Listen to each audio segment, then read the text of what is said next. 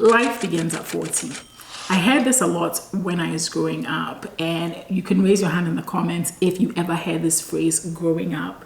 And I used to wonder what it meant. And now that I am 41, I'm not claiming that I have figured it all out, but I have learned so many lessons on this journey to 41 years old that I wish somebody had told me before I turned 40. So in today's video, I'm sharing with you my real thoughts on turning 40, aging, relationships, as well as building a dream career. So while there are some people that 100% know what they want to do by the time they turn 20 or even earlier than that, there are some of us that figure it out later. And I just want to say that this is okay. So I remember when I got into my PhD program at Temple University. At the time, I was 25 going on 26. And I had graduated college a few years earlier, and I was being super hard on myself around not going into a PhD program right after my bachelor's degree. And I thought at 26 that it was too late for me to start a PhD. Now, 15 years on, I'm like, what was that girl thinking? What was I thinking that at 26, it was so late for me to get started with a PhD, right? It was completely ridiculous. But that's my point, is that yes, there are some people that figure it out early, but if you don't figure it out early and you're starting something at 25, 26, 27, 28, 30, even into your mid 30s, it's okay, right? At least you finally found some path to follow. So one of the things I would say is don't be so hard on yourself if you're finding that you're starting things at a time that probably you think is too late, because I can assure you that 10 years from now, you will look back on that person and be like, I don't know what I was thinking. Why was I thinking it was too late? And related to this first point, I also want to emphasize the fact that time moves quickly. Okay, so I told you that I was 26 when I was going to that PhD program, and now I am 41 years old. It's been 15 years. I finished my PhD 9 years ago. Literally next year in March, it will be 10 years since I finished my PhD. I still cannot wrap my mind around it, but really, this goes to show you how time moves super quickly. Think about your own life, right? About things that you did 5, 6, 7 years ago, 10 years ago, and you're like, wow, I can't even imagine, like time has moved so quickly. And so because time moves quickly, as much as my first point is completely true, right, it's also good for you to make decisions as quickly as you can and think through things. I'm not saying rush into things, right? Let's say, for instance, you want to go into a PhD program, you want to go into an MD program, you want to do whatever it is you want to do, but you want to give yourself a year to think about it. I think that's okay. Give yourself a year. What you shouldn't do, however, is give yourself 15 years to think about it, because let's say that at 26 I hadn't made that decision, right? Even though back then I was ridiculously thinking that I was too old, I hadn't made that decision to go into my PhD program. And then now at 41 I was like, wow, at 26 I had this urge to go and do a PhD program. Maybe I should try that. Yes, I could definitely still do it, but at this point in my life I have different responsibilities. My mind is most likely not going to be completely on the PhD program the way it was when I was single, unmarried, and didn't have any children and could do whatever I wanted with my time, right? It's different. I'm in a different season of life. So life does change. As time moves along, life changes. I'm not saying that the different seasons or the different changes make you less successful. I'm just saying that I really do believe that if I was going to go into a PhD program now, it would be different than when I was 26. So time does move quickly. So when you have ideas, yes, give yourself some time to think about it, but the quicker you execute on it, the better. And building on that point, It doesn't mean your age gives you an excuse not to want to reinvent yourself or not to want to go do that thing. Maybe you didn't think about getting a PhD when you were 26 like me. Maybe you didn't think about that thing earlier. If you think of it later, give yourself a chance, right? Recently, I've had quite a number of people who have sent me LinkedIn messages, and I do share the fact that I turned 41 on LinkedIn, and I've made some, 40-year-old jokes as well. And because I've been open about that, I've had a few people who have messaged me and said, hey, I'm applying for jobs or I'm trying to do this thing, but do you think it's too late for me because I'm currently in my 40s? And all I have to say to that is I never think it's too late. As long as we have the breath of life, you're good to go, right? Is it going to be harder? Maybe. Is it going to be more challenging? Maybe. Are you going to have less time because perhaps you have more responsibilities? Most likely, right? But don't also use your age as an excuse to not get things done. I remember when I started actively posting on social media, I was in my 30s. And I remember a friend of mine from high school messaged me, and she was like, I really admire what you're doing on social media. And then she followed up and said, but don't you think that this is for the younger people? And, the question I asked is, but who exactly are the younger people? You mean the people in their 20s? And she said, yes. Don't you think social media is for them? And I'm like, I don't see anywhere in the terms and conditions of Facebook, Instagram, YouTube, anywhere that says that in my 30s, it's too late for me to start creating content on the internet. There is nothing that prevents me from doing that. And it's so wild because yesterday I was watching a YouTube video of an MD turned coach and entrepreneur who had quit medicine after being in medicine for 20 years and now was making YouTube videos talking about that and talking about wellness and health on her YouTube channel at age 49. And I'm like, listen, I have 8 years to catch up to you, and that just means I have permission to keep doing this, right? So if you want to do anything, and I'm not just talking about content creation. So if you want to do something, I say go for it. Do not use your age as an excuse. Another thing that I have become completely convinced of now that I'm in my 40s is the fact that if you choose a particular career path and you no longer enjoy it or feel fulfilled or don't want to be on that path for whatever reason, it's okay to switch that path. There was a time when I thought becoming a university professor was the path for me. I even got the opportunity to teach as an adjunct professor at a community college and absolutely loved it. But through a set of life circumstances and situations, I switched from that path, right? And I am so excited that I did. Doesn't mean I will never go back to teaching or academia, not necessarily. Maybe in 5 years from now, I may decide that I want to do something with academia or in academia, and that's okay too, right? And so if you find that you're on a path that you've been on since you were 18 years old, but now you are in your mid-30s and you're realizing this path is no longer serving me, or the way that I envisioned this pathway, that's not what it looks like now, it's okay to change. You will not love everything about your dream job. Yes, I said it. You will not love everything about your dream job. So there is this fallacy and this dream out there that you're going to find a dream job and it's all going to be rainbows and butterflies and happy times. And you're never going to be exhausted. You're never going to be unhappy, and you're never going to be sad within your dream job. Now, I will say that I have a dream career. I work in medical communications and I'm very, very happy here, right? But there are definitely tasks within my dream job that I don't always enjoy. For instance, when I have to read papers in order to extract information that supports something that I'm writing, that's not fun, right? Reading papers can be dry and boring and can put me to sleep, but it's a necessary part of my work. So I'd say instead of judging a job that you once considered a dream job as, oh, this is no longer my dream job, think about your overall happiness in that job. And then speaking on fulfillment with what you do for work, if you find that there is a particular path you want to be on, a career path you want to be on, but it's not as lucrative, or maybe it's lucrative for only 0.1% of people. So let's say that maybe you wanted to be a basketball player or a football player, or you wanted to be a musician. I remember somebody had reached out to me specifically around becoming a musician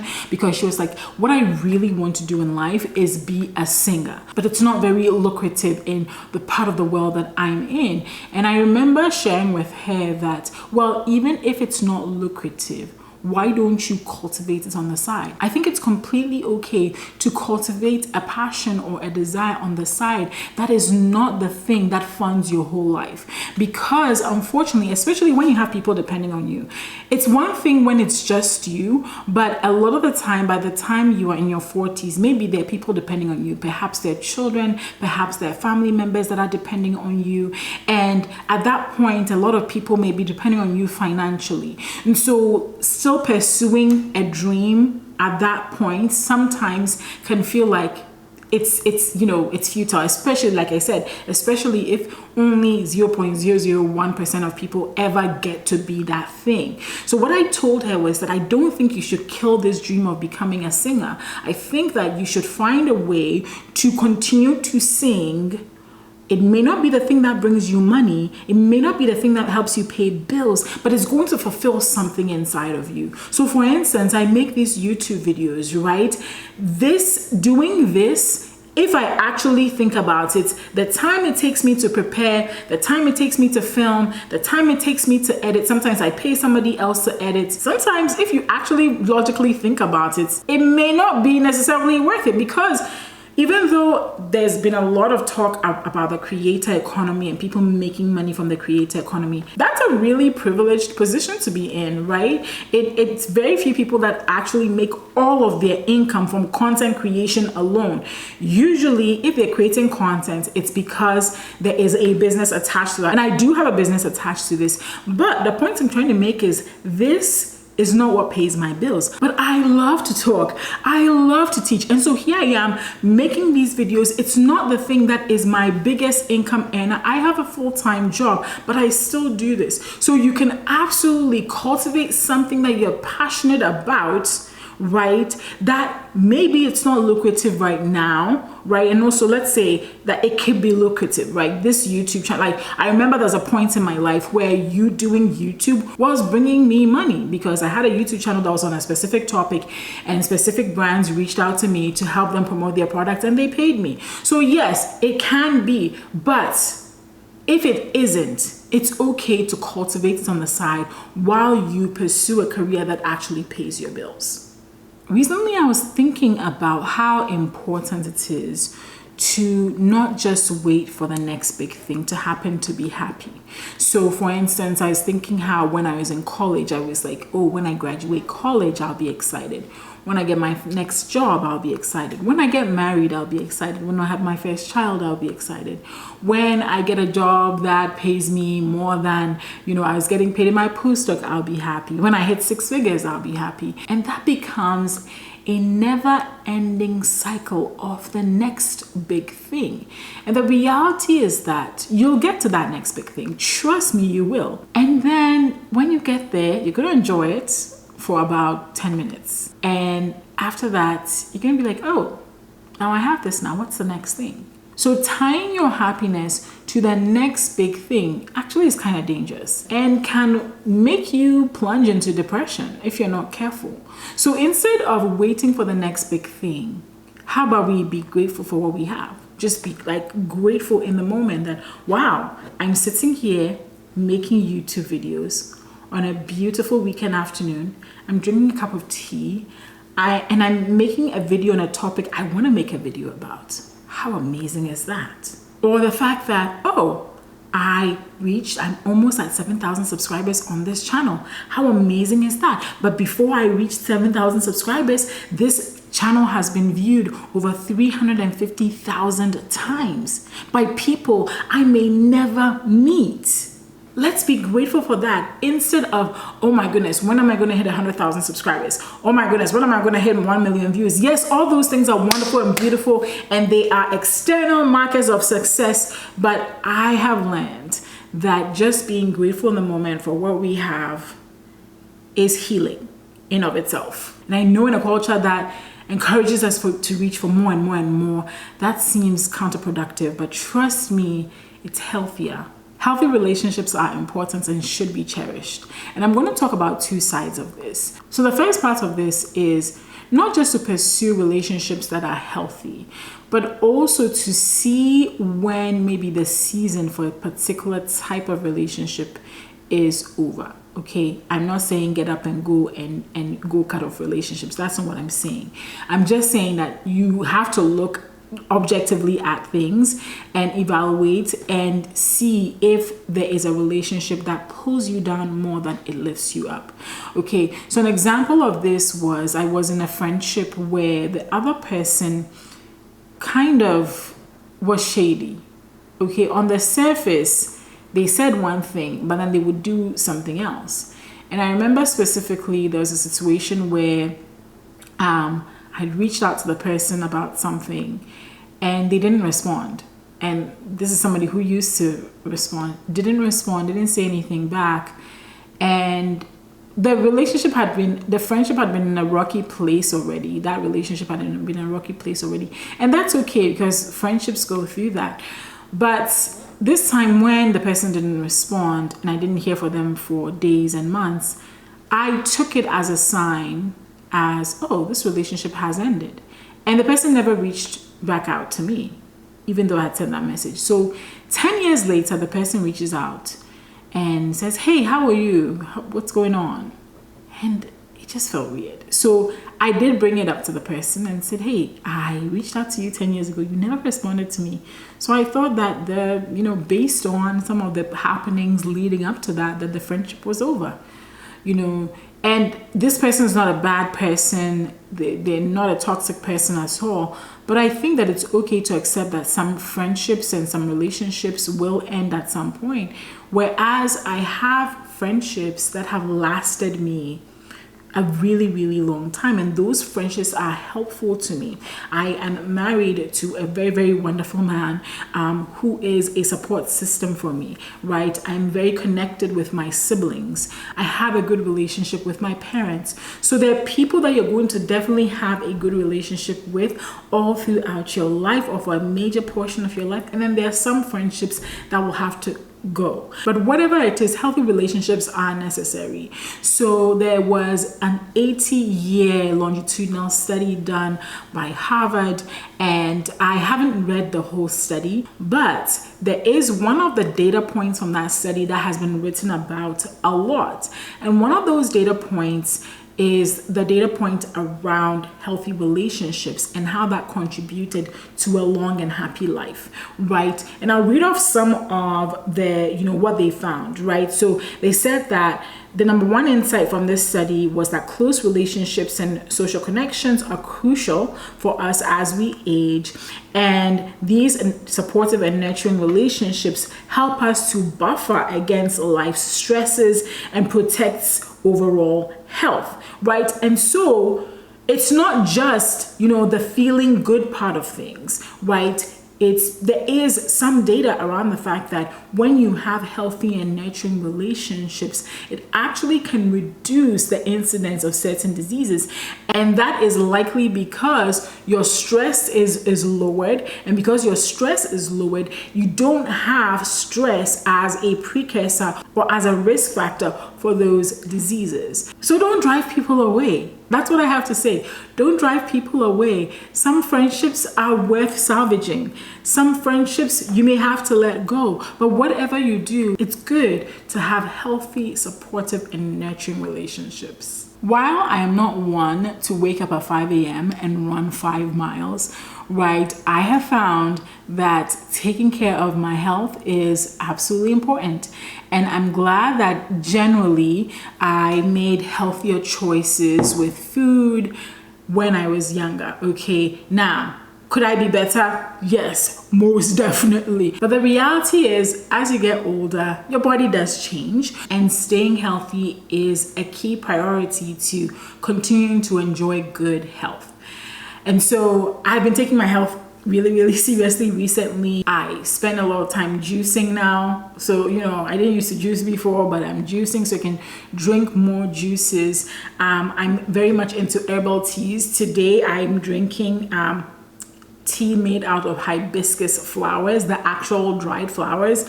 In Spanish, or in Mexico it's called Jamaica, I think. Not Spanish, but in Mexico it's called Jamaica. Love it. So I have that, I'm drinking that. I don't eat after a certain time. I try to walk or run about 3 miles every day.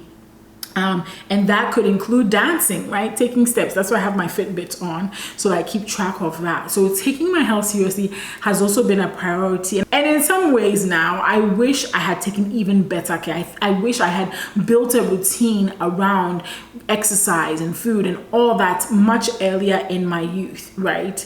And so, if you're watching this, learning to make smart moves with your money, I also wish somebody had told me that earlier. Now, I'm not somebody that spends a lot of money. I'm pretty frugal.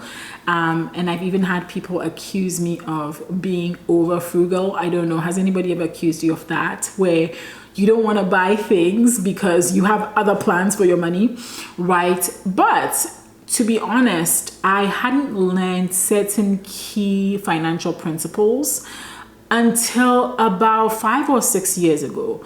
And it makes me sometimes regret that I did not learn those things in my 20s, right? So things like, you don't need a whole lot of money to invest in the stock market. I didn't know that. I didn't know that even if you had $10, even if all you had was $10, that you could start putting it towards something, right? I always thought that you needed all these big amounts of money. Now, I will say that the more money you earn, the more power you have to do these things. I am not negating that. If you're not earning a lot of money, I feel you. There was a time in my life where I was making minimum wage as well. It was not a fun time of my life in terms of financial life. I was pretty happy. I've fairly been mostly happy most of my life.